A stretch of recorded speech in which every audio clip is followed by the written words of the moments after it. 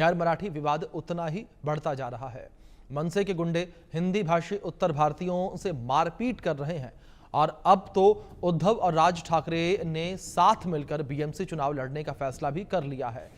मराठी वोटों को साधने के लिए मराठी अस्मिता के नाम पर गैर मराठियों से भेदभाव किया जा रहा है और सवाल मराठी वोट बैंक का है। इसलिए मनसे के गुंडों पर प्रशासन की सख्त रवैये नहीं दिख रहे हैं।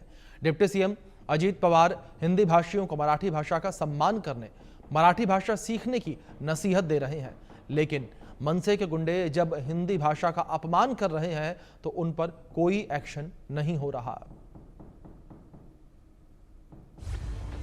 खिसक रही जमीन, इसलिए गुंडा राज का सीन। उत्तर भारतीयों पर चोट, जवाब देगा वोट। हिंदी विरोध बहाना, मराठी वोट निशाना। अगले कुछ महीनों में महाराष्ट्र में बीएमसी और नगर निकाय चुनाव होने जा रहे हैं। बीएमसी समेत निकाय चुनावों के लिए राज ठाकरे की पार्टी मनसे ने अपनी रणनीति साफ कर दी है। 20 साल बाद साथ आए राज ठाकरे और उद्धव ठाकरे ने मिलकर बीएमसी चुनाव के लिए मराठी हिंदी भाषा विवाद को उछाला। मराठी अस्मिता के नाम पर अराजक बन बैठे। मराठी वोटों को साधने के लिए गैर मराठियों को निशाने पर लिया। मनसे के गुंडे हिंदी भाषी उत्तर भारतीयों को धमका रहे हैं, मराठी ना बोलने पर पिटाई कर रहे हैं। बीएमसी चुनाव के नजदीक आते ही मनसे का उत्पात, मनसे की गुंडागर्दी बढ़ती जा रही है।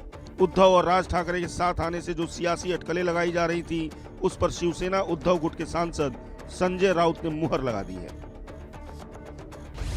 उद्धव ठाकरे की शिवसेना ने साफ कर दिया है कि उनकी पार्टी राज ठाकरे की मनसे के साथ मिलकर बीएमसी चुनाव लड़ेगी। इसके अलावा ठाणे, कल्याण, डोंबिवली, नासिक समेत कई अन्य शहरों की महानगर पालिका चुनाव में भी शिवसेना उद्धव और मनसे गठबंधन करेगी। सन्माननीय राज ठाकरे चुकीचं काय बोलले? मुंबईसह महाराष्ट्रात म्हणतोय, मुंबईत तर आहेच, मुंबई महानगरपालिका ठाकरे बंधू एकत्र येऊन जिंकणार आहे। माननीय उद्धव ठाकरे, माननीय राज ठाकरे, नाशिकमध्ये सुद्धा आम्ही एकत्र लढणार आहोत, ठाण्यामध्ये आम्ही एकत्र लढू, कल्याण डोंबिवलीमध्ये आम्ही एकत्र लढू, अशा अनेक महानगरपालिका आहेत मुंबईसह। संजय राउत दोनों भाइयों के एक होने से मराठी एकजुटता को बीएमसी चुनाव की ताकत बता रहे हैं। संजय राउत ने कहा है, मुंबई महानगर पालिका चुनाव दोनों भाई उद्धव ठाकरे और राज ठाकरे मिलकर जीतेंगे। उद्धव और राज की ताकत मराठी लोगों की एकता की ताकत है।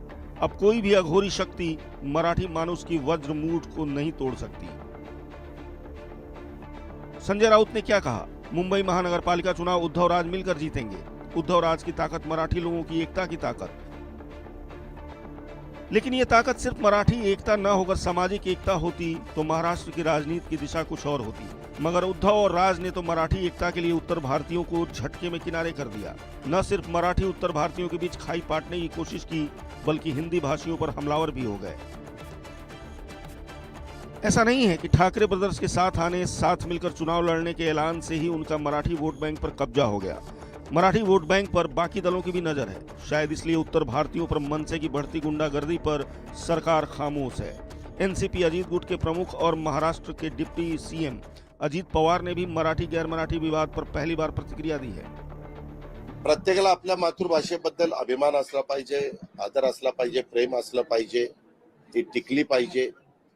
तिला मराठी अभिजात भाषेचा दर्जा मराठीला मिळालेला आहे, त्याही बद्दल आपण पंतप्रधानांचं अभिनंदन केलेलं आहे।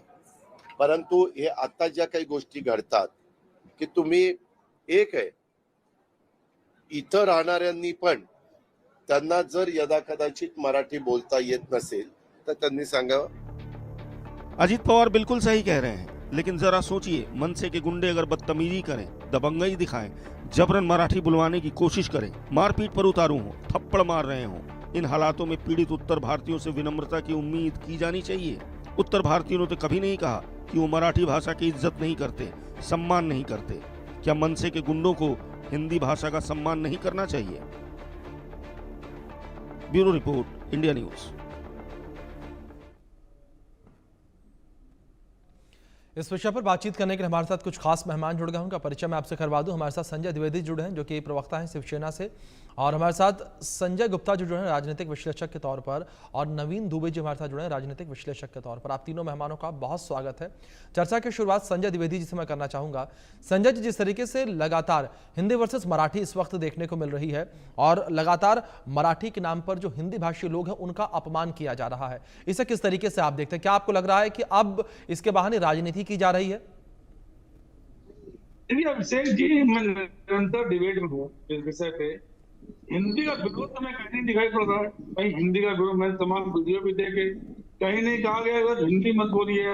अभी आपने अजीत दादा पवार का भी सुनाया, उन्होंने भी कहा मराठी बोलिए। एक नाथ शिंदे सुन लीजिए, वो भी कह रहे हैं मराठी बोलिए।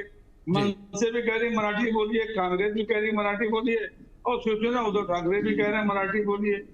मराठी बोलने ये कहा जा रहा है, लेकिन हिंदी का विरोध हो रहा है। जो बराबर न्यूज चल रही है, उत्तर भारतीयों का विरोध हो रहा है, ये मेरी समझ अभी तक नहीं आया। अगर वहाँ गुंडागर्दी हो रही है तो गुंडागर्दी कौन किसे रोकनी चाहिए? गुंडागर्दी रोकने की सरकार बनाई जाती है, पुलिस बनाई जाती है। क्या ये बैठ के तमाशा देख रहे हैं? क्यों तमाशा देख रहे हैं? क्या ऐसा नहीं लगता है कि भारतीय जनता पार्टी कार्यकर्ता भी हिंदी मराठी बुलवाने के लिए पैतरे इस्तेमाल कर रहे हैं? वो भी मारपीट करने पर काबू है, इसलिए पुलिस को पकड़ नहीं रही है।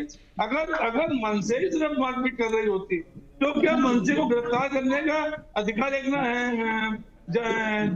सरकार को नहीं है या पुलिस को नहीं है? लेकिन ये छूट देना सरकार को, इससे यही चीज होता है कि सरकार खुद गुंडागर्दी करवा रही है।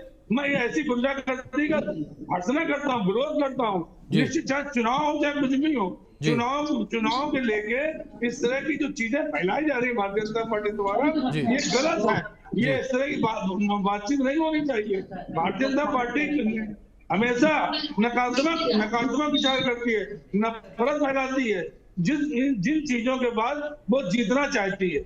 लेकिन मैं उनसे कह रहा हूँ नकारात्मक फैलाए, नफरत न फैलाए, इस तरह की चीजें ना फैलाएं। वो अगर उन्हें चुनाव जीतना है तो उत्तर भारतीय और मराठी, हिंदी मराठी का जुमला ना इस्तेमाल करें। वो ये ना कहें साहब हिंदी का विरोध किया जा रहा है, हिंदी विरोध को उठाकर हिंदी नहीं बोलते। ठीक है सर, मतलब संजय जी आपका कहना यही कि सत्ताधारी पक्ष यानी कि बीजेपी जो है वो लगातार ये विरोध फैला रही है, लेकिन बीजेपी का कहना कुछ और है। उस पर मैं आपसे आगे जवाब लूंगा, लेकिन इस बीच हमारे साथ दो खास मेहमान और जुड़े हुए हैं, उनका भी एक एक रिएक्शन में ले लूं। संजय जी, मैं सबसे पहले आपके पास आऊंगा।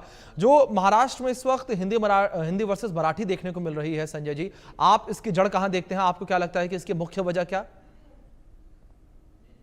देखिए, मुझे लगता है कि ठाकरे बंधु अपनी पृष्ठभूमि से भटक चुके हैं जी, और बाला साहब ठाकरे की पृष्ठभूमि को भूल चुके हैं जी। एक फिल्म में एक गाना था कि देख तेरे संसार की हालत क्या हो गई भगवान, कितना बदल गया इंसान। आज इन ठाकरे बंधुओं को देख करके मैं कह सकता हूँ कि ठाकरे बंधु बाला साहब की राह से बिल्कुल भटक चुके हैं और मारपीट और दंगे जिस तरह से कर रहे हैं, ये आने वाले चुनाव में देश की जनता, महाराष्ट्र की जनता, मराठी मानुस इन्हें बताएगा कि कितना इन्होंने गैर जिम्मेदाराना काम किया है। और अभी जिस तरह से शिवसेना के प्रवक्ता कह रहे थे कि सरकार को कुछ करना चाहिए, कुछ नहीं करना चाहिए, मतलब एक तरफ तो आप ऐसे इंसान से गठबंधन करते हैं जो इस तरह की घटनाओं को अंजाम दे रहे हैं। और किनको पीटा इन्होंने उन गरीबों को पीटा है, उन लोगों को पीटा है जो दूसरे स्टेट से आकर के इस स्टेट में रह रहे हैं। मतलब कई बार ऐसा होता है कि जिस तरह की पिटाई और जिस तरह का काम ये करते हैं उसके खिलाफ जाकर के थाने में रिपोर्ट कराने में भी एक आम आदमी सोचता है कि मैं थाने में जाऊं या ना जाऊं, क्योंकि मारपीट करने के बाद उन्होंने तो महाराष्ट्र में रहना है ना जी, मुंबई में रहना है, मुंबई में अपना काम करना है। वो अपने किसी स्टेट से अपने घर को चलाने के लिए, अपने परिवार को चलाने के लिए महाराष्ट्र में आए, मुंबई में आए, मगर यहाँ पर आकर के इस तरह की गुंडागर्दी करके उनको पीटना, उनको अपमानित करना, हिंदी के खिलाफ बोलना, और फिर यहाँ बैठ करके हमारा साथी बोले कि पुलिस में जाएं, थाने में जाएं, सरकार कार्रवाई करे। ये दोहरा चित्र नहीं होना चाहिए। ऐसे लोगों से गठबंधन करने की बजाय ऐसे लोगों से किनारा किया जाता है। जिस तरह से मैंने शिवसेना के राष्ट्रीय प्रवक्ता के पद से 6 साल तक प्रवक्ता रहने के बाद इनकी इसी पृष्ठभूमि को देखते हुए, इनके इसी व्यक्तित्व और चित्त को देखते हुए त्याग पत्र दिया जी। तो ठीक इसी तरह से ठाकरे परिवार को भी, संजय राउत जी को भी और उद्धव जी को भी राज ठाकरे जी के साथ गठबंधन करने की बजाय इनसे किनारा करने की जरूरत है, ना कि इनके साथ गठबंधन करके इनके गलत कामों में इनका साथ देना है। जी ठीक है संजय जी। हमारे साथ एक और खास मेहमान जुड़े हुए हैं, उनका रुख करूंगा मैं। सर, जिस तरीके से इस पूरे सिनेरियो को हम देखें, यहाँ पर सबसे गौर करने वाली बात यह भी है कि सत्ता पक्ष का भी ढीला रवैया लगातार देखने को मिल रहा है। आप किस तरीके से देख रहे हैं? क्या आपको भी लगता है कि सत्ता पक्ष भी डरा हुआ है कि अगर वो इस पूरे मामले को लेकर कड़ा एक्शन लेता है तो उसका रिएक्शन जो है वोट बैंक पर देखने को मिलेगा? जी, निश्चित तौर पर इस देश का बड़ा दुर्भाग्य है कि आज की तारीख में सत्ता और समस्त राजनीतिक दल केवल वोट को केंद्र में रखकर अपनी कार्रवाई करते हैं, और यही दुर्भाग्य है कि देश निरंतर पिछड़ता चला जा रहा है। दूसरी चीज आती है, आप एक चीज देखिए, अभी संजय द्विवेदी जी को मैं सुन रहा था, संजय जी को भी सुन रहा था, दोनों लोगों ने बात की। संजय जी द्विवेदी जी ने कहा कि भाई सरकार आपकी है, अगर कोई गुंडागर्दी कर रहा है, और गुंडागर्दी करने का अधिकार किसी को नहीं मिल जाता है, चाहे वो सत्ता पक्ष का समर्थक हो या विपक्ष का समर्थक हो। गरीब आदमी के ऊपर अत्याचार हो रहा है, मुकदमे दर्ज नहीं हो रहे, और अगर हो रहे हैं तो फिर आप ऐसी कठोर कार्रवाई करिए जो नजीर बने, फिर महाराष्ट्र में किसी की हिम्मत नहीं पड़े। देखिए, ऐसा होता है कि महाराष्ट्र हो, तमिलनाडु हो, कर्नाटका हो या उत्तर प्रदेश हो, हर राज्य की अपनी भाषा होती है, और निश्चित तौर पर अगर मैं महाराष्ट्र में व्यापार करने जा रहा हूं और मराठी बोलने वाले ज्यादा लोग हैं, तो मेरा तो इंटरेस्ट खुद ही रहेगा कि मैं उनके बीच में उनकी भाषा सीख लूंगा, तो मेरा व्यापार और बढ़ जाएगा। मैं अगर नौकरी कर रहा हूं तो मेरे दोस्त ज्यादा बन जाएंगे। ये तो एक स्वाभाविक सी बात है, और जो भी आदमी वहां जाता है वो धीरे धीरे सीख ही लेता है। अब इसमें किसी के साथ मारपीट करना, इस तरीके की चीजें घटित हो कि वो गरीब आदमी आप पीट ले रहे हो, तमाम मैं समझता हूँ महाराष्ट्र के तो डीजीपी भी उत्तर भारत से आते हैं, उन्हें तो नहीं आती होगी मराठी, वो तो हिंदी बोलने और इंग्लिश बोलने वाले व्यक्ति हैं, मेरे ही कॉलेज के पढ़े हुए हैं। तो मैं कैसे मान लूं कि आप किसी बड़े अधिकारी पे आके हाथ उठा देंगे कि नहीं साहब आपको मराठी नहीं आती, आप महाराष्ट्र में नौकरी नहीं कर पाएंगे? ये क्या बात हुई?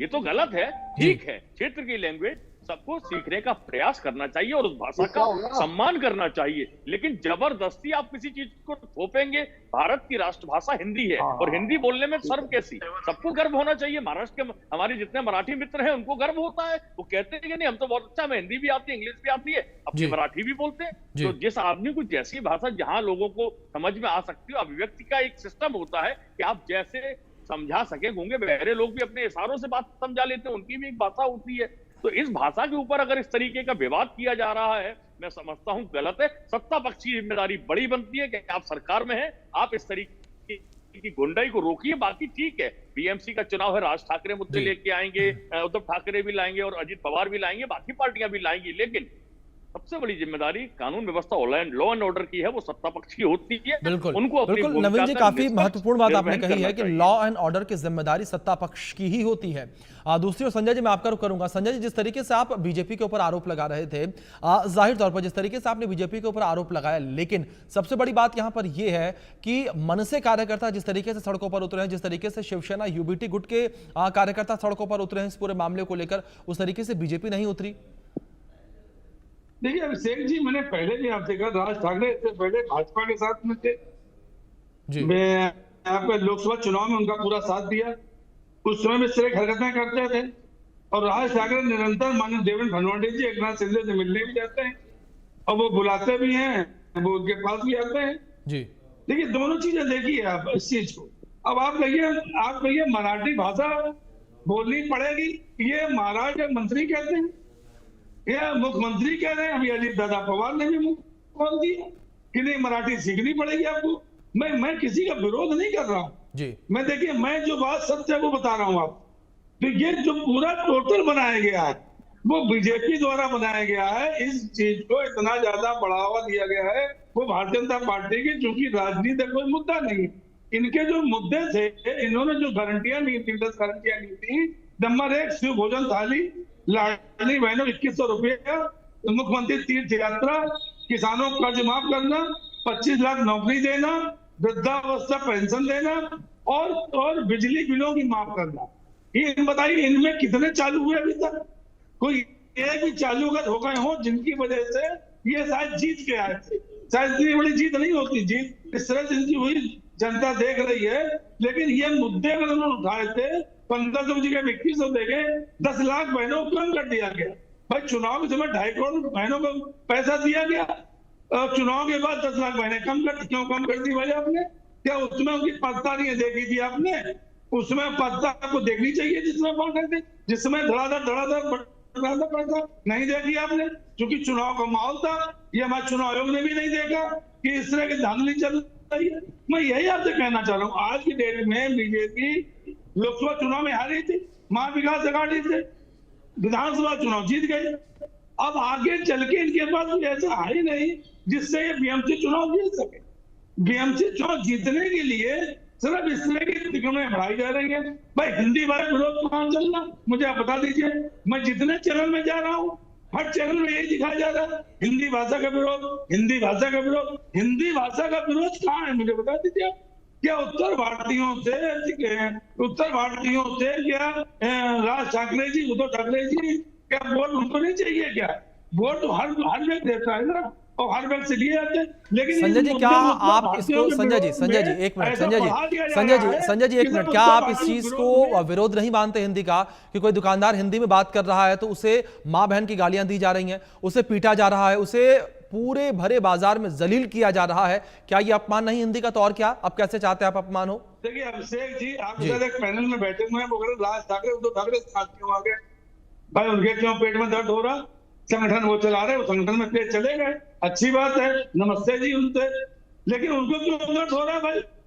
अब हम उद्धव ठाकरे चाहे मनसे से गठबंधन करें, चाहे कांग्रेस से गठबंधन करें, चाहे एनसीपी से गठबंधन करें, कोई दिक्कत नहीं होनी चाहिए किसी को भी। आज बीजेपी ने एनसीपी तोड़ दी, बीजेपी शिवसेना तोड़ दी और गठबंधन कर लिया। भाई जिनके लिए कहते थे चक्की पीसिंग 17,000 करोड़ घोटालेबाज, 17,000 घोटालेबाज, तो उनको पार्टी में शामिल मंत्री बना दिया। तो ये तो पार्टी की अपनी वो होती है कि किसके साथ जाएंगे। भाई मंगल राज ठाकरे की शिवसेना के साथ, इससे पहले बीजेपी के साथ थे, अब अगर शिवसेना के साथ आ रहे हैं तो मैं समझ किसी को भी इसके लिए विरोध नहीं करना चाहिए। आपने जो चीज पूछी मैं फिर आपसे कहता हूँ कि अगर महाराष्ट्र में देवेंद्र फडणवीस सरकार है तो कानून व्यवस्था, गुंडागर्दी खत्म करने का अधिकार सिर्फ देवेंद्र फडणवीस जी को, सरकार को है, और वहां की पुलिस को है। संजय द्विवेदी, अभिषेक जी, ये जितने पैनलिस्ट हमारे बैठे हुए हैं, कोई गुंडागर्दी समाप्त नहीं कर सकता। अगर किसी को मारा जा रहा है आप एलआई फैलाइए, बिजनेस फैलाइए, नहीं जाता कि कहीं कोई घटना न घटे। अगर कहीं घटना घटी हुई तो आप खुद FIR कराइए और उनको गिरफ्तार करिए। मैं तो स्पष्ट रूप से कह रहा हूँ, हमें इसीलिए लग रहा है क्योंकि उन घटनाओं में कोई संज्ञान नहीं लिया जा रहा है। इसके मतलब भारतीय जनता पार्टी के गुंडे जो महाराष्ट्र का माहौल को खराब करना चाहते हैं। ठीक है संजय जी, मतलब आपको कहने का मतलब यह है कि घटनाएं हो रही हैं लेकिन उन घटनाओं का संज्ञान भी नहीं लिया जा रहा। संजय गुप्ता जी का मैं रुख करूंगा। गुप्ता जी, जिस तरीके से बात अगर 30% वर्सेस 70% को लेकर की जाए, क्योंकि महाराष्ट्र में 30% जो आबादी है वो मराठी है, मराठी भाषी आबादी है, और लेकिन 70% आबादी ऐसी है जो हिंदी भाषा का उपयोग करती है, हिंदी भाषी आबादी है। लेकिन संजय जी, आपको नहीं लगता कि 30% वोट के चक्कर में जो 70% की आबादी है उसको नेग्लेक्ट किया जा रहा है, उसके साथ दुर्व्यवहार किया जा रहा है? कहावत है सर के विनाश काल में विपरीत बुद्धि। तो ठीक इसी तरह से आज ये इनकी बुद्धि भ्रष्ट हो चुकी है। इनके खिलाफ जितने बड़ी सबूत दे कि देखिए किस तरह के दंगे किए हैं, किस तरह की मारपीट किया, मगर ये उन्हें नाकाफी लगते हैं। जिस तरह से पाकिस्तान को उसकी आतंकवादी गतिविधि में होने के कितने सबूत क्यों ना दिए जाएं, वो कहता और सबूत लाओ, और सबूत लाओ, ये अभी कम है, और सबूत लाओ, इससे हम नहीं मानते। ठीक इसी तरह से ये भी जितने मर्जी सबूत इन्हें दे दें कि किस तरह से ये बेइज्जत कर रहे हैं हिंदी भाषियों को। देखिए, एक बात को कहना एक अलग बात होती है और एक बात पर मारपीट करना, उसको अपमानित करना एक अलग बात होती है। आज हम किसी भी देश में जाए तो हर कोई उसकी भाषा के अंदर अपनी भाषा को ट्रांसलेट करता है, भाषा को सीखता है या थोड़ा बहुत जानता है। इस तरह से मराठी के अंदर, महाराष्ट्र में भी जो हिंदी भाषी लोग हैं, ऐसा नहीं है कि बिल्कुल भी मराठी नहीं जानते या बिल्कुल उनको कुछ नहीं आता। थोड़ा बहुत तो आपस में कन्वर्सेशन सभी करते ही हैं, ये क्या सीख देंगे उस मामले में। लेकिन जिस तरह से ये मारपीट कर रहे हैं, दंगा कर रहे हैं, लोगों को बेइज्जत कर रहे हैं, ये ठीक नहीं है। और उसके बावजूद ये कहते हैं कि हम तो ऐसा कुछ कर नहीं रहे, सरकार कार्रवाई करे। सरकार ने तो बहुत कार्रवाई की है, जितनी बार भी कार्रवाई की है, लेकिन इनका मोटिव कुछ और है। आज ये देश की राजनीति से भटककर सिर्फ मराठी मानुष की राजनीति तक रह गई हैं और वो मराठी मानुष भी आज इनके साथ नहीं है। अब की बार जब चुनाव होंगे तो मराठी मानुष इनको बताएगा कि इनकी उद्दंडता का दंड किस तरह से दिया जाना है। जी, ठीक है। आप दूसरी ओर नवीन जी, जिस तरीके से पूरा ये सिनेरियो इस वक्त बनता हुआ नजर आ रहा है, इस सिनेरियो को आप किस तरीके से देख रहे हैं? क्या आपको ये लगता है कहीं ना कहीं कि जो बैकफुट पर बीजेपी सत्ताधारी दल नजर आ रहा है, उसे भी इस बात का डर है कि अगर मराठियों को लेकर हम उंगली उठाते हैं, इस पूरे मामले को लेकर हम उस तरीके से कार्रवाई करते हैं, तो जो 30% का जो वोट है, जो वोट बैंक हमारा है, उस वोट बैंक को ठेस पहुंचेगी, चोट पहुंचेगी? बिल्कुल अभिषेक जी, निश्चित तौर पर यही कारण है कि महाराष्ट्र की फडणवीस सरकार को जिस तरीके की कार्रवाई करनी चाहिए थी वो करने से बराबर बचती रही है। उन्होंने कोई ऐसी बड़ी कार्रवाई नहीं की। मैं तो एग्जाम्पल दे रहा हूं, भारतीय जनता पार्टी के ही नेतृत्व की सरकार है उत्तर प्रदेश के अंदर योगी आदित्यनाथ जी की। मजाल क्या है कि कोई आदमी इस तरीके की हरकत कर दे और किसी अन्य प्रदेश के आदमी के साथ मारपीट कर दे कि नहीं साहब आप हिंदी नहीं बोलोगे या ब्रिजभाषा नहीं बोलोगे या अवधी नहीं बोलोगे तो हम आपको रहने नहीं देंगे। ऐसा तो नहीं है। तो कानून व्यवस्था और नेतृत्व का डर होना चाहिए अपराध करने वाले के अंदर, और अपराधी अपराधी होता है चाहे कोई भी बना रहे। वहां यदि कोई व्यक्ति किसी हिंदी भाषी को, अंग्रेजी भाषी को या गुजराती बोलने वाले अगर मारपीट कर रहा है, उसकी दुकान के साइनेज तोड़ रहा है, गुंडागर्दी कर रहा है, तो ये नेतृत्व की जिम्मेदारी होती है सरकार की कि वो अपने पुलिस अधिकारियों को बोले कि इनके खिलाफ बड़ी कार्रवाई कीजिए और इनके पोस्टर चस्पा कर दीजिए ताकि पहचाने जा सके कि किस पार्टी को बिलोंग करते हैं, कौन लोग हैं ये। आज हम और आप कह रहे कि नहीं साहब ये तो मनसे के आदमी है या ये शिवसेना उद्धव ठाकरे के आदमी है, या अब जिस तरीके का आरोप संजय द्विवेदी जी लगा रहे हैं साहब के भाजपा के आदमी है, तो वो सर्टिफाई हो जाएगा कि भाई किसके खिलाफ मुकदमा दर्ज हुआ है, वो कार्यकर्ता किस दल का है। और अगर किसी कार्यकर्ता दल का नहीं हो सकता, कोई गुंडा एलिमेंट हो जो इनकी आड़ में फायदा उठाना चाह रहा हो, तो हमें वो भी देखने की जरूरत है। मैं समझता हूं पुलिस को, सरकार को बड़ी कार्रवाई करनी चाहिए। नसीम दुबे जी क्लियर तौर पर राज ठाकरे जी इस बात को बोल रहे हैं कि हिंदी भाषियों को हम यहाँ नहीं रहने देंगे, और क्लियर तौर पर सब चीजें वो कर रहे हैं। उसके बाद आप कह रहे हैं कि इनको पहचानने ठीक है, एक मिनट, ठीक है, एक करके अपनी बातों को रखेंगे। मैं इस बीच हमारे साथ एक खास मेहमान और जुड़ गए होंगे, मैं उनका परिचय भी आप लोगों से करवा दूं। हमारे साथ कांग्रेस के वरिष्ठ नेता और राष्ट्रीय प्रवक्ता अनंत गाडगिल जी जुड़े हैं। अनंत जी, बहुत स्वागत है आपका इस चर्चा में। और अनंत जी, जिस तरीके से हिंदी वर्सेस मराठी को लेकर हम ये पूरी चर्चा कर रहे हैं, इस पूरे मुद्दे पर आपकी राय क्या है? आपको क्या लगता है कि आखिर इसकी जड़ क्या और इसकी वजह क्या है असली? सर थोड़े जास्त बोला। ऐसा है कि अभी कॉरपोरेशन के जिसके लोकल बॉडी कहते हैं उसके चुनाव आ रहे हैं जी, और इसलिए कोई पार्टी ऐसे चुनाव में, क्योंकि चुनाव में कैसा रहता है, जो पार्टी राष्ट्रीय स्तर पे नहीं है जी, वो लोकल इश्यूज देखना चाहती है स्थानिक तौर पे जी, और इसलिए कई पार्टी कोशिश ये कर रही है कि यहाँ मुंबई में या ऐसे बड़े शहरों में हिंदी भाषिक और उसके खिलाफ दूसरे जो लोग हैं उनके हिंदी और मराठी या हिंदी और कोई, तो इसमें ऐसा डिस्प्यूट तैयार हो जाए कि अपने वोट एक कंसोलिडेट हो। ये उनकी एक राजनीतिक एक पॉलिटिकल स्ट्रैटेजी है। तो मैं इतना ही देखता हूँ कि ये इसलिए जानबूझ के किया जा रहा है कि लैंग्वेज के माध्यम से डिस्प्यूट खड़ा हो जाए। बिल्कुल आनंद जी, लेकिन दूसरी ओर क्या हिंदी भाषा तीसरी भाषा होनी चाहिए? ये भी एक बड़ा सवाल इस बीच। थोड़े जास्त बोला, कारण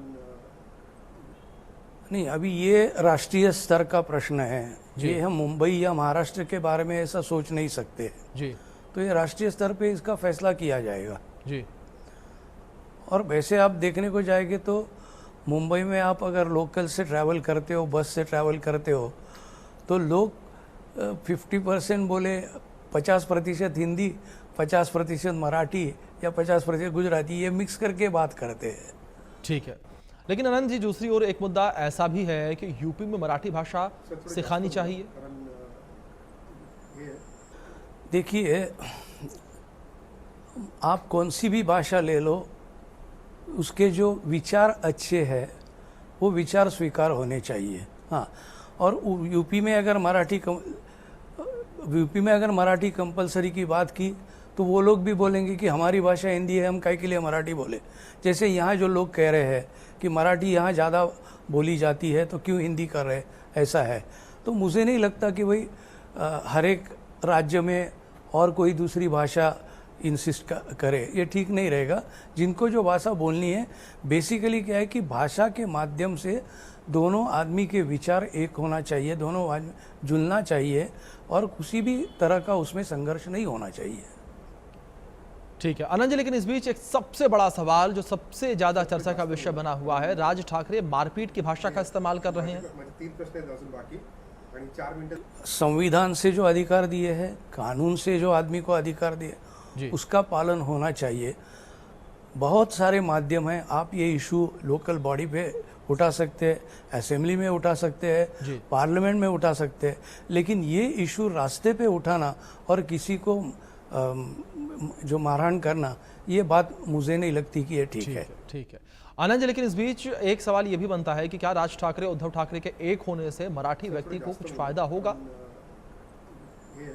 संविधान से जो अधिकार दिए हैं, कानून नहीं, देखिए कोई भी आदमी, दोनों भाई अगर झगड़ते तो किसी को भी अच्छा नहीं लगता है, बिल्कुल, लेकिन वो ठीक, अगर दोनों साथ में रहे तो मराठी लोग ये कह रहे हैं कि भाई क्यों अपने अपने में डिवाइड हो जाए, देखते हैं। लेकिन ये सब अभी कहते हैं ना, यस एंड नो की बात है, औपचारिक तरफ है, उन्होंने दोनों की पार्टी की ऐसे फ्रंट या दोनों मिल के बात हो रही है कि हम दोनों अभी मिले, जल्दी इकट्ठा हो जाएंगे, लेकिन दोनों पार्टी मर्ज की, ऐसा तो कुछ पॉलिटिकल सुझाव नहीं आया है। चलिए ठीक है आनंद जी, बने रहे आप मेरे साथ। संजय द्विवेदी जी का रुख करूंगा मैं। संजय जी, अगर बात मराठी युवाओं को लेकर करें, जिस तरीके से मराठी युवाओं के हित की बातें आप लोग कर रहे हैं, जिस तरीके से हिंदी वर्सेस मराठी को एक नया रूप दिया जा रहा है, ऐसे में मराठी युवाओं की नौकरी की प्राथमिकता को लेकर क्या कुछ किया जा रहा है आप लोगों के द्वारा? देखिए अभिषेक जी, आपको याद होगा जब माननीय हिंदू के सम्राट बाला ठाकरे ने संगठन का गठन किया था जी, उसमें मुंबई या महाराष्ट्र में जो उद्योगपति थे वो मराठियों को नौकरियां नहीं दे रहे थे जी, दाएं बाएं नौकरियां दे रहे थे। उन्होंने बहुत बड़ा आंदोलन किया था महाराष्ट्र में उद्योगपतियों के खिलाफ, जिसमें हर तरह से वो हुए थे, जिसकी वजह से इंदिरा गांधी जी ने शिवसेना पे बैन लगाने जा रही थी, उसमें प्रधानमंत्री इंदिरा गांधी। तो मराठियों के लिए बैन लगाने के बाद जब बाला साहब ठाकरे मिले तब उन्होंने बैन हटाया। तो खैर बाला साहब ठाकरे जब तक उनकी डेथ नहीं हुई, साहब इंदिरा गांधी जी के साथ रहे, उन्होंने उनका चुनाव नहीं किया। मैं वही बात कहता हूँ कि अगर हम उत्तर प्रदेश में, बाला साहब कहते थे मैं उत्तर प्रदेश आऊंगा तो जय हिंद जय उत्तर प्रदेश करूंगा, मैं महाराष्ट्र में रहूंगा जय हिंद जय महाराष्ट्र करूंगा, मैं बिहार जाऊंगा जय हिंद जय बिहार करूंगा। मेरा कहने का मतलब है कि पूरे देश से, चाहे पश्चिम बंगाल हो, उत्तर प्रदेश हो, मध्य प्रदेश हो, हर प्रदेश से आज की डेट में महाराष्ट्र में हमारे युवा लोग आ रहे हैं, जो वहां पे नौकरी भी कर रहे हैं और अच्छी इनकम भी कर रहे हैं। ये निश्चित जानिए कि महाराष्ट्र एक ऐसा प्रदेश बन चुका है इसमें देश में जो रोजगार के साधन बिहार हो चाहे पश्चिम बंगाल हो सबको उपलब्ध करा रहा है। जहां तक मुझे ज्ञात है कि 90% लोग जो वहां 20 साल रह रहे हैं, 25 साल रह रहे हैं, 15 साल रह रहे हैं, वो मराठी भाषा बोलने लगे। क्यों मराठी भाषा बोलना? इसलिए जैसे अभी हमारे प्रवक्ता ने कहा कि अगर हम वहां रह रहे हैं तो हमारे लिए निश्चित हो जाता है कि हम उस भाषा का इस्तेमाल करें, क्योंकि मराठी महाराष्ट्र में बोली जाती है, इसलिए मराठी बोलने का बोलना, हिंदी बोलते हैं और मराठी बोलते हैं जी। यहाँ जो स्थितियां पैदा हो रही हैं प्रदेश में, वो निश्चित आप जान लीजिए भारतीय जनता पार्टी की स्थितियां हैं। ये भारतीय जनता पार्टी बीएमसी चुनाव को देख रही है, उनका सिर्फ एक उद्देश्य होता है कि हम चुनाव जीतें, चाहे हमें पार्टी तोड़नी पड़े, चुनाव आयोग को चाहे हमें मजबूर करना पड़े, क्योंकि चुनाव आयोग में कहीं नहीं लिखा हुआ है, चुनाव आयोग सिर्फ सिंबल देने का अधिकारी होता है। पार्टी का नाम संजय द्विवेदी अगर पार्टी बना रहे हैं तो पार्टी का नाम मैं अपने रखूंगा, सिंबल जो हमारा रिजर्व होगा वो चुनाव आयोग करेगा। ये निश्चित आप हमारे वहां पे बनता है, हमारा संविधान बनाया जाता है चुनाव आयोग के लिए, वो संविधान जमा होता है, उसके अनुसार ही पार्टियां काम करती हैं। लेकिन यहाँ तो पार्टी विधायकों के आधार पर तोड़ दी गई, चाहे एनसीपी तोड़ी गई, चाहे शिवसेना तोड़ दी गई। तो मैं वही कह रहा हूँ, तानाशाही जो देश में चल रही है, माननीय प्रधानमंत्री जी हमारे पिता तुल्य हैं, उनको सब चीजें दिखाई नहीं पड़ रही है। ये क्यों नहीं दिखाई पड़ रही मेरी समझ में नहीं आ रहा। देवेंद्र फडणवीस जी को अगर लग रहा है कि वहां पे स्थितियां तनावपूर्ण है, अगर वहां पे ज्यादा स्थिति खराब है तो कार्रवाई क्यों नहीं कर रहे हैं, और इन सब चीजों से ये लगता है कि भारतीय जनता पार्टी इस मुद्दे को खुद भी भुना रही है। वो खुद भी कह रही है कि मराठी भाषा के हम साथ रहें। आप विरोध क्यों नहीं कर रहे हैं? मैं तो बार बार आपसे कह रहा हूँ, अगर ऐसी बातें चल रही प्रदेश में, इस तरह की बातें हो रही है, तो उसको रोकने का काम किसका है? उसका रोकने का काम सरकार का है, पुलिस का है। पुलिस इतनी हमारी एक्टिव पुलिस है महाराष्ट्र की, शायद उसका नाम विश्व में नाम है महाराष्ट्र की पुलिस का। तो ये छोटा सी घटनाओं को रोकना संभव नहीं हो रहा पुलिस के लिए। ये शायद भारतवर्ष के किसी व्यक्ति की समझ में बात नहीं आ रही। ठीक है संजय जी, ठीक है, बात आपकी आ गई। संजय गुप्ता जी का रुख करूंगा मैं। ठीक है संजय जी, लौटूंगा आपके पास में। संजय गुप्ता जी का रुख करूंगा मैं। संजय जी, बीजेपी और शिंदे गुट दोनों के लिए ये मुद्दा कितना संवेदनशील देख रहे हैं आप? तो बीजेपी और शिंदे गुट दोनों ने इस मुद्दे का समर्थन नहीं किया है और इस मुद्दे से वो बिल्कुल बाहर है, क्योंकि मारपीट किसी भी एक पॉलिटिकल पार्टी को कभी भी ये सही नहीं कहा जा सकता। और इसमें इस तरह के तो बिल्कुल पूरे प्रमाण है कि मन से इस सभी चीजों को करा रही है। और खुद राज ठाकरे ने इस तरह के बयान दिए, उनकी पार्टी के कई नेताओं ने बयान दिए हैं, लेकिन बीजेपी ने और शिंदे गुट ने तो इन चीजों का विरोध ही किया है। तो इन सब चीजों के पीछे राज ठाकरे जी है, मन से है। और आज जिस तरह से उन्होंने गठबंधन किया है राज उद्धव जी से, तो इससे प्रमाणित होता है कि वो इस तरह के कामों को समर्थन करते हैं। और इस तरह के कामों को समर्थन करने वालों को तो महाराष्ट्र की जनता और देश की जनता जिस तरह से देख रही है, उसका प्रमाण तो मिलेगा ही नहीं। जी ठीक है। इस बीच आनंद जी, लगातार ये मुद्दा बड़ा गर्माता नजर आ रहा है और एक बड़ा सवाल ये भी उठ रहा है कि मुस्लिम लोग मराठी बोलते नहीं और उन्हें परेशान किया जाता नहीं।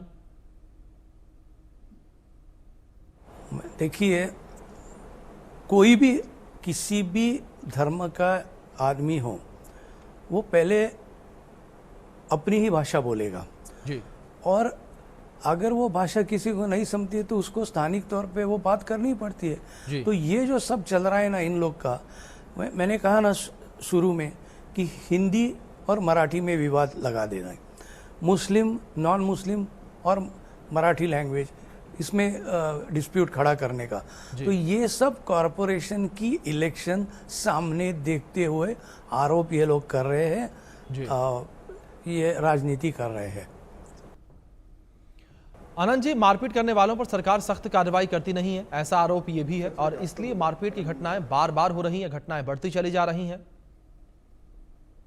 4 मिनिटं झाले, त्याच्यामुळे आपल्याला 12 मिनिटं। देखिए जी, जहाँ से महाराष्ट्र में ये बीजेपी और बाकी पार्टियों की सरकार आई है, आपने देखा होगा कि यह जो अभी के मुख्यमंत्री है, उन्होंने राजनीतिक तौर पर चुनाव के प्रचार सभा में जिनके खिलाफ बड़े बड़े आरोप किए थे, उनको ही उन्होंने क्लीन चिट दे के, जिसको अभी बीजेपी पार्टी को वॉशिंग मशीन पार्टी कहा जा रहा है, कि जिसके ऊपर आरोप किए थे उनको ही साथ में बिठा के वो सरकार चला रहे। जिनके खिलाफ उन्होंने कार्रवाई की मांग की थी, एक टीवी चैनल पे तो मुख्यमंत्री महोदय ने कहा था कि हम 1, 2, 3, 4 ये आदमी को जिंदगी में कभी भी हम बीजेपी में एंट्री नहीं देंगे, हम उनके साथ नहीं जाएंगे। आप देखिए वो साथ में जा रहे हैं, नंबर 1। नंबर 2, आप देखने को जाएंगे तो इसलिए अभी जो लोग इस विचारधारा को रास्ते के ऊपर लाके लोगों के मन में ये डिस्प्यूट खड़ा करना चाहते हैं, तो ये सरकार, ये जो अभी जो महाराष्ट्र में सरकार है, उनको ये चाहिए कि ये डिस्प्यूट होना चाहिए और इसलिए ये लोग कर रहे हैं कि भाई चलो करने दो, इसके ऊपर ध्यान मत दे दो। तो कोई भी गलती, कोई भी इनके साथ रहने वाला आदमी हो या पक्ष हो, वो गलती करता है, वो गलती को वो आंखें बंद करके स्वीकार कर रहे हैं। ठीक है आनंद जी, लेकिन इस बीच राज ठाकरे पर FIR होनी चाहिए, ऐसी मांगे भी हो रही हैं। इस मांग को आप किस तरीके से देख रहे हैं? देखिए, अगर उन्होंने कोई कानून, जो कानून में लिखा है उसके खिलाफ अगर किसी ने किया तो कार्रवाई करने की नहीं, इसका निर्णय सरकार लेंगी। सरकार और जो लोकल पुलिस अथॉरिटी है वो है, फिर हमारा राज्य सरकार है, वो लोग उसके बारे में सोचेंगे। उनकी ये जिम्मेदारी है कि भाई राज ठाकरे गलत कह रहे या सच कह रहे। अगर गलत कह रहे तो वो कानून के मुताबिक है कि नहीं, तो अगर नहीं है तो फिर वो सरकार निर्णय लेगी। ठीक। नवीन दुबे जी, मैं आपका रुख करूंगा। क्या शिवसेना यूबीटी गुट इस पूरे मुद्दे को चुनावी हथियार बना रही है, आपको ऐसा लगता है?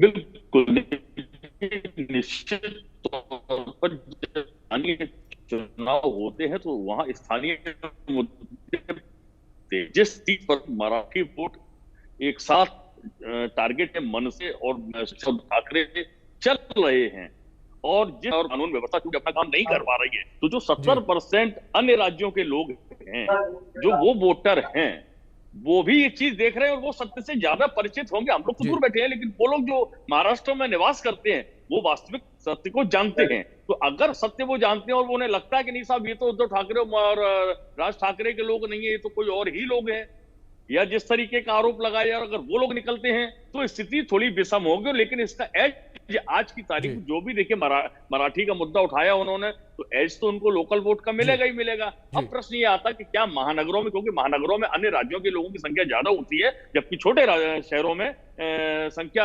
स्थानीय वोटरों की ज्यादा होती है, तो कहीं ना कहीं उसका एक हानि लाभ का कैलकुलेशन उद्धव ठाकरे ने और राज ठाकरे ने किया होगा, और मैं समझता हूँ बहुत फूंक फूंक के राजनीतिक दल इस मुद्दे पर कदम रखेंगे। ठीक है दुबे जी। संजय द्विवेदी जी, इस बीच एक बड़ा गंभीर आरोप आपके ऊपर भी लग रहा है, मैं कम शब्दों में आपसे जवाब चाहूंगा क्योंकि समय हमारे पास थोड़ा कम है अब, कि जो आइडियोलॉजी थी शिवसेना की, उस आइडियोलॉजी से यूबीटी गुट भटक चुका है, हिंदुओं के खिलाफ ही आप लोग आ चुके हैं, और जो मुस्लिम लोग हैं, जो महाराष्ट्र के अंदर, मुंबई के अंदर मुस्लिम बहुमूल्य क्षेत्र हैं, वहां पर शिवसेना यूबीटी के नेता, मनसे के नेता नहीं पहुंच रहे मराठी बुलवाने के लिए। देखिए अभिषेक जी, किसी का खून बदल दीजिएगा आप तो शायद मैं ये बात मान सकता हूं, लेकिन हमारे खून में राष्ट्र प्रेम, देशभक्ति, इस हिंदुत्व हमारे खून में है जी। उस खून को हमने कहां बदला अभी जी। हाँ, भारतीय जनता पार्टी पीडीपी से गठबंधन करने जाती, जेडीएस से गठबंधन करती, गठबंधन करती, तो क्या अपनी नीतियां छोड़ दी? या अभी दादा पवार से गठबंधन कर लिया, एक नाथ शिंदे से गठबंधन कर लिया, तो क्या अपनी नीतियां छोड़ दी? हमारी नीतियां, हमारा हिंदुत्व, हमारी विचारधारा जो थी वही है, जिसको महाराष्ट्र की जनता ने पसंद किया। 11% वोट हमको ऐसे नहीं मिल गया महाराष्ट्र जनता से, हमारा नया चुनाव चिन्ह था, नई हमारी पार्टी का नाम था, उसके बाद उनको 11% वोट मिला। तो ये माने रखता हूं मैं जनता को, सैल्यूट करता हूँ महाराष्ट्र की जनता को कि उन्होंने हमको इतना अच्छा वोट दिया। ये महाराष्ट्र की जनता ने जाना कि ना हमने हिंदुत्व छोड़ा है, ना हमने अपनी विचारधारा छोड़ी है। जो मानी हिंदू हृदय सम्राट बाला साहब ठाकरे की विचारधारा थी, उस विचारधारा में हम समाहित है, बच्चा बच्चा हमारा समाहित है, एक एक शिव सैनिक हमारा समाहित है। जो बोलने वाले, जो बोलते हैं इस चीज को, वो मानसिक रूप से विचलित हो चुके हैं, क्योंकि उनको दिखाई पड़ रहा है राज्य, तो हमको दिखाई पड़ रहा है 80% समाज सेवा और 20% राजनीति। हमारी जो राजनीति करने का तरीका है वो ये है। लेकिन संजय द्विवेदी जी, जो आपकी राजनीति करने का तरीका है, वो तरीका ही आपने बदल दिया। जो पृष्ठभूमि तैयार की गई थी बाला साहेब ठाकरे जी के द्वारा, उस पृष्ठभूमि को ही आप लोगों ने बदल दिया। उन्होंने स्पष्ट ये कहा था कि शिवसेना कभी भी कांग्रेस के साथ हाथ नहीं मिला सकती। आप लोगों ने हाथ भी मिलाया, गले भी मिले, सरकार भी बनाई। मैं जब सुनिए बाला ये नहीं कहा था जी, बाला साहब ठाकरे ने कहा था कि हम कांग्रेस नहीं बनने दें। आप फिर से पढ़ लीजिए, जो 84 तक इंदिरा गांधी का पूरा समर्थन किया, उनका चुनाव प्रचार किया था बाला साहब ठाकरे ने, क्योंकि सोनिया गांधी जी प्रधानमंत्री बनने जा रही थी, उनका विरोध कर रहे थे बाला साहब ठाकरे। उस समय उन्होंने ये स्टेटमेंट दिया था कि हम कांग्रेस नहीं बनने देंगे। तो हम कांग्रेस कहाँ बने? हमने तो गठबंधन किया है भाई, उनकी विचारधारा अपनी, अब कांग्रेस की अपनी जगह विचारधारा, शिवसेना विचार, उद्धव ठाकरे विचारधारा अपनी जगह है। तो हमने संजय गुप्ता जी से रिएक्शन ले लेता हूं मैं, ठीक है द्विवेदी जी लौटूंगा मैं, एक संजय गुप्ता जी से रिएक्शन ले लूं मैं। संजय गुप्ता जी, जिस तरीके से जो ये बात कही जा रही है द्विवेदी जी के द्वारा, क्या आपको लगता है कि शिवसेना यूबीटी जो उसकी आइडियोलॉजी से उससे भटक गई है, या अभी भी अपने आइडियोलॉजी पर टिकी हुई है? इससे बड़ा दुर्भाग्य और क्या होगा कि श्री राम मंदिर के प्राण प्रतिष्ठा प्रोग्राम के अंदर हम नहीं गए। इससे बड़ा और प्रमाण क्या होगा कि अपने हिंदुत्व से भटक गए हैं। मतलब जो सपना बाला साहब ठाकरे का था सबसे बड़ा, कि प्रभु श्री राम का मंदिर बने, और वो मंदिर बन जाने के बाद जब प्राण प्रतिष्ठा का प्रोग्राम किया गया, तब उसके अंदर निमंत्रण देने के बावजूद भी उद्धव जी उसमें नहीं गए। तो इससे बड़ा और प्रमाण क्या होगा कि आज शिवसेना अपने विचारधारा से भटक गई है। इससे बड़ा प्रमाण तो कोई दूसरा हो नहीं सकता। बिल्कुल, ये मुद्दा बड़ा गंभीर होता चला जा रहा है। बीएमसी के चुनाव भी बड़े नजदीक आ रहे हैं। अब देखने वाली बात यहाँ पर ये होगी, हिंदी वर्सेस मराठी का अंत कहां होता है और क्या कुछ हिंदी वर्सेस मराठी हमें महाराष्ट्र में दिखाता है। फिलहाल आप चारों मेहमानों का बहुत शुक्रिया जुड़ने के लिए, अपना कीमती वक्त इंडिया न्यूज को देने के लिए। महाराष्ट्र में भाषा विवाद को लेकर मनसे का उत्तर भारतीयों और गैर मराठियों पर अत्याचार जारी है। लोग मनसे के गुंडों पर एफआईआर दर्ज करने की मांग कर रहे हैं। और मुंबई से आप देखिए हमारे सहयोगी सुधाकर कश्यप की खास रिपोर्ट। महाराष्ट्र और मुंबई में मराठी और हिंदी का मुद्दा, इस पर चर्चा शुरू है। हमारे साथ इसी मुद्दे पे बोलने के लिए एसडीपीआई के कार्यकर्ता हैं। हम उनसे जानते हैं कि किस तरह से ये मुद्दे को देखते हो। करीम भाई, आप पहले बताइए कि ये जो मुद्दा है हिंदी और मराठी का, ये जिस तरह से मुद्दा ये शुरू है पिछले कई दिनों से, तो आपकी क्या राय है इस मुद्दे पे? देखो, मेरा नाम अब्दुल करीम शेख है और मैं social democratic party of India का मुंबई महासचिव हूँ। और ये जो हिंदी और मराठी का जो विवाद है, ये महाराष्ट्र में इसकी ज़रूरत नहीं है। महाराष्ट्र में जितनी ज़रूरत है रोज़गार की है, स्वास्थ्य की है। आज इतना अनएम्प्लॉयमेंट है, उस पर ऊपर बात नहीं हो रही है। खाली एमएलए खरीदी बिक्री का बात चालू है। शिवसेना में 2 गुट, कौन कुर्सी हासिल करेगा, कौन मुख्यमंत्री बनेगा, कौन एमपी बनेगा, कौन एमएलए बनेगा, कौन 50 खोखे में बिकेगा, इसके ऊपर ही ज़्यादा सरकार का जोर है। और महाराष्ट्र में मॉब लिंचिंग कितनी हो रही है। आज जलगांव में एक सुलेमान की एक हत्या हो गई है एक आतंकवादी द्वारा, उसके ऊपर चर्चा नहीं हो रही है। वो छोड़कर हिंदी क्या मराठी क्या, ये हमारे लिए मुद्दा नहीं है। सब भाषा का सम्मान होना चाहिए। आज महाराष्ट्र में तो हम महाराष्ट्रन लोग हैं, हम लोग मराठी का सम्मान करते हैं और जितना हम मराठी का सम्मान करते हैं उतना अदर भाषा का भी करते हैं। और मराठी को और हिंदी को लेकर महाराष्ट्र में सख्ती भी नहीं होनी चाहिए। और हिंदी भाषा को लेकर जो उत्तर प्रदेश के लोगों को, बिहार के लोगों को मारा जा रहा है, मार के बुलवाया जा रहा है, ये हमारी संस्कृति नहीं है, ये महाराष्ट्र की संस्कृति भी नहीं है। ये छत्रपति शिवाजी महाराज का महाराष्ट्र है, उनकी भी संस्कृति ऐसी नहीं है। ये राज ठाकरे के जो गुट के लोग हैं, लोगों को मार रहे हैं। ये देखो, संविधान से ऊपर कोई भी नहीं है, ना नरेंद्र मोदी है, ना राज ठाकरे है, ना या अब्दुल करीम है। जो भी अगर संविधान को कायदा हाथ में लेने की कोशिश करेगा उसको जेल में डालना चाहिए। खास करके उस पार्टी के लोगों, पार्टी के अध्यक्षों को जेल में डालना चाहिए जो इस काम को बढ़ावा दे रहे हैं कि हिंदी मराठी को लेकर। अभी इस वजह से ही लोगों का अभी लोगों में विभाजन भी हो गया है। अब देखेंगे मीरा भाईंदर में तो हिंदी वाले लोग मराठी लोगों को घर नहीं दे रहे और दूसरी जगह पे मराठी लोग हिंदी वाले को घर नहीं दे रहे। ऐसा सब चल रहा है, ये इन्हीं राजकारणों की वजह से चल रहा है। महाराष्ट्र के जितने भी लोग हैं, युवा लोग बेरोजगार पड़े हैं और ये महाराष्ट्र के जो राजकारण करने वाले लोकल पार्टी के जो लोग हैं, वो लोगों का ध्यान भटकाने के लिए हिंदी मराठी पे लड़ाया जा रहा है। आपको क्या लगता है भाई? मेरा तो ये कहना है कि जो राज ठाकरे साहब ने कहा है कि ऐसे 80% लोगों को जो है रोज़गार मिलना चाहिए जो कि मराठी हैं। लेकिन मेरा ये मानना है कि अगर मैं यहाँ पैदा हुआ हूँ तो मैं खुद एक मराठी हूँ, ठीक है। मेरे 2 बच्चे हैं, वो भी यहीं पैदा हुए, वो भी मराठी हैं, तो उनको भी इसमें इंक्लूड किया जाए। अभी आप अगर मुंबई में देखें तो लगभग जो है 2 करोड़ 70 लाख के करीब आबादी है। अगर उनका ये बोलना है कि 80% लोगों को मिलना चाहिए, तो मुंबई में 40% जो है वो मराठी हैं और 60% जो है माइग्रेंट्स है जो अदर स्टेट से आए हुए हैं, ठीक है। लेकिन अगर देखा जाए सिर्फ 80% उनको दिया जाएगा और 20% नॉन लोकल को, तो 1 करोड़ 30 लाख लोग कहाँ जाएंगे? आप खाली परसेंटेज पे बात कर रहे हैं लेकिन आप फिगर पे बात नहीं कर रहे कि एक्चुअल फिगर क्या है। हर इंसान की एक कीमत है, तो 1 करोड़ 30 लाख को भी आपको मद्देनजर रखना पड़ेगा, ठीक है। तो आपको राज ठाकरे साहब, आपको सिर्फ 80% नहीं बोलना है, बल्कि आपको एक हिंदुस्तानी होने के नाते आपको हर एक को लेकर चलना होगा। मेरा ये कहना है। आपको क्या लगता है? मैं अकबर सैयद, अनुशक्ति नगर विधानसभा प्रमुख।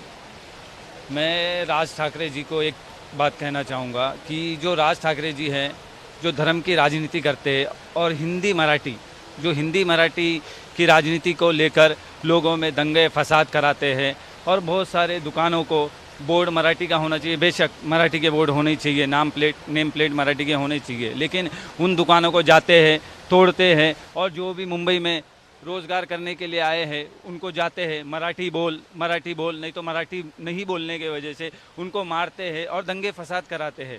तो राज ठाकरे जी से यही बोलना चाहूँगा कि मराठी हिंदी का बात छोड़ो। सब हिंदुस्तान में रहते हैं, हिंदुस्तान की हर एक भाषा है।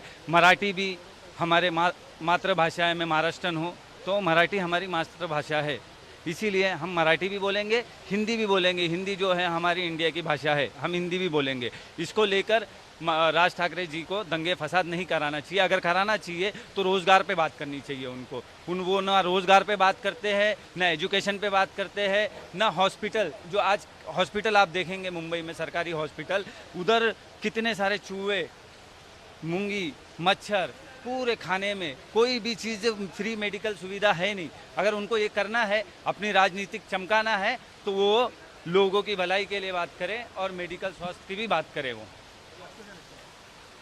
जय हिंद, जय महाराष्ट्र, जय SDPI। मेरा नाम अख्तर खान है, मैं ट्रेजर का मेरा पद है। ये जो कर रहे राजनीति गलत है, ये हिंदी मराठी ये नहीं करना चाहिए, रोज़गार पे ध्यान देना चाहिए। आजकल का रोज़गार आज जो है ना वो बहुत ही मतलब रोज़गार नहीं है लोगों के पास में। आजकल के जो ये नौजवान है, छोकरे हैं, उनको रोज़गार नहीं है, वो यहाँ वहाँ भटक रहे, नशे कर रहे और काम यहाँ पे है नहीं। यहाँ की जितनी भी बड़ी बड़ी फैक्ट्रियाँ थी वो सब यहाँ से ट्रांसफ़र हो गई, यहाँ पे कोई है नहीं ऐसे रोज़गार। बस मैं ये बोलना चाहता हूँ। कार्रवाई के बारे में बताइए, राज ठाकरे के लोगों के ऊपर कार्रवाई होने चाहिए कि किस तरह से होनी चाहिए? देखो, हमारे देश में हमारा देश एक संविधान से चलता है। हर गुनाह के ऊपर एक कलम बना हुआ है। अब मैं आपको एक चीज़ बताना चाहता हूँ। जब तक राज ठाकरे बीजेपी के साथ था तब ये मराठी भाषा का मुद्दा इसने नहीं उठाया। जब बीजेपी ने इसको कहीं ना कहीं साइडलाइन करने के बाद वापस से इसने मराठी जैसे भाषा का मुद्दा उठाया, जो कि ज़रूरत नहीं है अब महाराष्ट्र में इस चीज़ को लेकर। लोग बेरोजगार, सारी चीज़ें, और जो भी गुनाह करता है, अगर कोई किसी के ऊपर मारहान करता है तो 324 जो अभी कलम चेंज हुई BNS, उसके हिसाब से उनके ऊपर गुनाह दाखिल होना चाहिए। और जो लोगों में भड़काने की कोशिश कर रहे हैं, लोगों को झगड़े दंगे फसाद हो रहे हैं उसके वजह से, उसके तहत जो कलम बनता है वो कलम उन पे पुलिस खुद इनिशिएटिव लेकर उन पे कार्रवाई करनी चाहिए।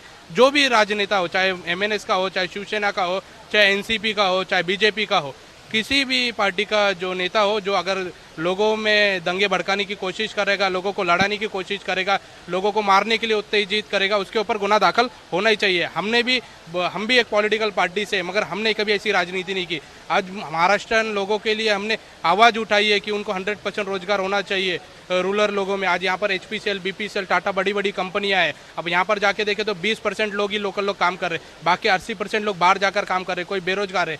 नशा कितना बड़ा हुआ है वाशी नाके में, गोवंडी में, भिवंडी में, कुर्ला में, ऐसे जगह, इसके ऊपर कौन काम करेगा? और ये जो लोग मारने तोड़ने की बात कर रहे हैं और उनकी पार्टी के प्रमुखों को, उनके कार्यकर्ताओं को उठाकर जेल में डालना चाहिए। किस प्रकार की कार्रवाई होनी चाहिए? उनके ऊपर गुनाह दाखिल होना चाहिए दंगे भड़काने का, और उनके ऊपर मैं तो बोलता हूँ उनको 1-1, 2-2 साल जेल में डालना चाहिए, ताकि उन लोगों को पता चले कि इस देश संविधान से चलता है, ना कि मनमानी से, ना कि गुंडागर्दी से। ये जंगल राज नहीं है, ये महाराष्ट्र है। महाराष्ट्र को जंगल राज बनाने की कोशिश ना करे। और हम लोग social democratic party of India लोगों के बीच में जाकर लोगों को जागरूक करते हैं कि इन जैसे पार्टियों को आप मतदान मत करो। ऐसे लोग आपके बीच में कभी 365 डेज रहते नहीं है, आप लोगों के लिए काम नहीं करते, खाली इलेक्शन के 2 महीना पहले आकर कैंपेन करते हैं मराठी भाषा को लेकर, ये भाषा को लेकर, वो भाषा को लेकर, और लोगों के ऊपर एक आपसी टिप्पणी को लेकर, और लोगों के जो असल मसले हैं, स्वास्थ्य, अनएम्प्लॉयमेंट, रोजगार और डेवलपमेंट, इंफ्रास्ट्रक्चर, इसके ऊपर बात नहीं करते। ऐसी पार्टियों को आने वाले दौर में आप मतदान मत करो। Social democratic party of India लोगों में जाकर जागरूकता फैलाएगा और मत मांगेगा। हम लोगों के जो असल डेवलपमेंट है उसके लिए काम करेंगे। किस प्रकार से कार्रवाई होनी चाहिए? मेरा तो ये कहना है कि सबसे पहले यहाँ पर सिर्फ जो है महाराष्ट्र को लेकर बातें होती है। हम एक भारतीय हैं तो हमें सिर्फ महाराष्ट्र को लेकर ही नहीं चलना है। हमारे पास देखा जाए तो करीब 28 स्टेट हैं और 8 यूनियन टेरिटरीज है, ठीक है। तो हमें जो है पूरे देश को लेकर चलना है। और मैं महाराष्ट्र में हूँ तो मैं यहाँ की बात ये कर रहा हूँ कि यहाँ पे और भी बहुत सारे मुद्दे हैं। जैसे अगर देखा जाए तो अभी रिसेंटली जो रिपोर्ट है कि हर 3 घंटे में एक किसान जो है आत्महत्या कर रहा है, यानी डेली जो है करीब 8 किसान जो है आत्महत्या कर रहे हैं, जो कि अन्नदाता जिसको हम कहते हैं इस देश का, वो आत्महत्या कर रहे हैं। उस पर कोई बात नहीं होती है। महाराष्ट्र में सिर्फ देखा जाए तो यहाँ की लिटरेसी रेट जो है वो 87% है, यानी यहाँ पे अच्छे खासे लोग पढ़े लिखे हैं, एक आधी आबादी से ज़्यादा लोग पढ़े लिखे हैं। इसके बावजूद जो है अगर राज ठाकरे जैसे लोग अगर ये कहते हैं कि यहाँ पे अनएम्प्लॉयमेंट ज़्यादा हो रहा है, तो ये कहीं ना कहीं जो है एक सरकार की जो है नाकामी है। उनको पहले इस चीज़ को ध्यान देना चाहिए। बस मैं ये कहना चाहता हूँ। आपको क्या लगता है इस मुद्दे पे? मुझे ये लगता है कि ये जो राज ठाकरे के गुंडे हैं और राज ठाकरे जी है, जो लोग भी लोगों पे जुल्म करते हैं, तो जैसा कि आपने देखा होगा कि बहुत सारा महाराष्ट्र में और दूसरे स्टेटों में कि बेगुनाह लोगों के घरों पे बुलडोज़र चलाया जाता है, बुलडोज़र की कार्रवाई की जाती है, ऐसे ही राज ठाकरे के गुंडों पे भी बुलडोज़र की कार्रवाई होनी चाहिए। ये तो मैं समझता हूँ कि ये कोर्ट और प्रशासन जो है इनकी नाकामियाँ है, जो संविधानिक तरीके से और कानून में रहकर कोर्ट के जो कोर्ट जो है और संविधान जो है उनके तहत उनको सज़ा मिलनी चाहिए, लेकिन ये लोग बुलडोज़र पॉलिटिक्स चला रहे हैं।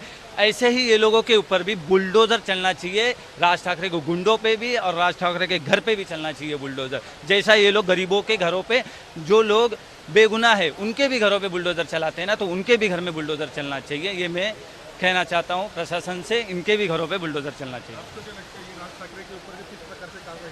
ये राज ठाकरे साहब का फेलियर है, उनका गुंडागर्दी चल रहा है और कुछ नहीं। और टोल नाके वगैरह पे ये सब पे उनकी चल रही राजनीति, उनकी दुकान नहीं चल रही, अपनी दुकान चमकाने के जरिए से कर रहे हैं सब, उनकी नाकामी है। कार्रवाई किस प्रकार की होनी चाहिए? राज ठाकरे साहब के जो उनके हैं, जो उनके ग्रुप के लोग हैं या उनके मेंबर लोग हैं, उन पे कार्रवाई होना चाहिए और राज ठाकरे साहब के ऊपर भी कार्रवाई होना चाहिए। भाई आप ये बताइए कि आपको कुछ बोलना है?